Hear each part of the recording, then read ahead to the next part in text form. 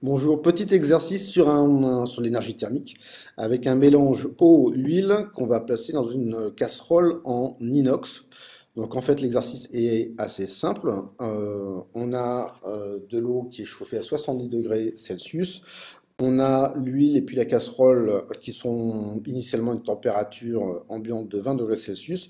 On va avoir à la fin un équilibre thermique, donc une température finale qui sera la même pour les trois composants, c'est-à-dire eau, huile et puis casserole. Donc on va essayer de déterminer cette température. J'ai mis ici toutes les données du problème, les capacités thermiques massiques, le volume d'eau, la masse d'huile, la masse de la casserole.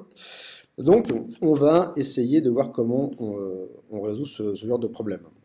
Alors, ce qu'il faut savoir, c'est que forcément l'eau qui est à 70 degrés va perdre de l'énergie, donc sa température va baisser, et puis la casserole et l'huile, elles, vont avoir une température qui va augmenter. Ce qui est important, c'est que si on fait le bilan des énergies, tout ce qui est gagné par l'un est perdu par l'autre, réciproquement. Donc il suffit simplement de prendre les expressions des énergies de l'eau, de l'huile, de l'inox. On va supposer qu'il n'y a pas d'échange avec le système extérieur, par exemple l'air environnant.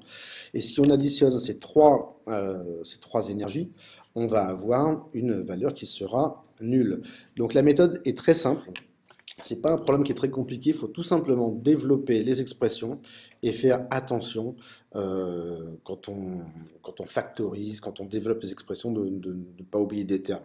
Donc si je développe tout ça sans réfléchir, voilà, j'ai pour chaque expression de l'énergie le produit, la masse fois la capacité thermique et puis la différence de température. Et je ne me pose pas de questions, je prends toujours la température finale, moins la température initiale. Donc, moi, ce que je veux, c'est la température finale, donc la température qu'on obtient au moment de l'équilibre thermique. Donc, je vais développer tout ça, et tous les termes qui sont avec la température finale, je vais les laisser à gauche de signe égal. Donc, on ne s'affole pas, on y va très doucement. Et une fois que j'ai développé tout ça, bah, je m'aperçois que la température finale, je peux la mettre en facteur des produits de masse fois les capacités thermiques massiques. J'ai mis tout ce qui n'était pas avec la température finale de l'autre côté du signe égal. Et maintenant, j'ai plus simplement qu'à simplifier l'expression. Alors évidemment, quand je dis simplifier, elle paraît assez compliquée, mais elle n'est pas si difficile que ça. Donc voilà l'expression de ma température finale au moment de l'équilibre thermique. Alors si on passe aux applications numériques, je reprends toutes les valeurs qui sont ici, que j'avais déjà montré initialement. Petite remarque, quand on a la masse de l'eau, je donne le volume d'eau en millilitres. Alors attention, évidemment, quand on a de l'eau, 1 kg d'eau, ça fait 1 litre.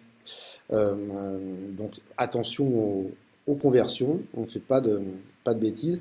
Et puis encore une remarque sur les capacités thermiques massiques qui sont données en joules par kilogramme et par Kelvin-1.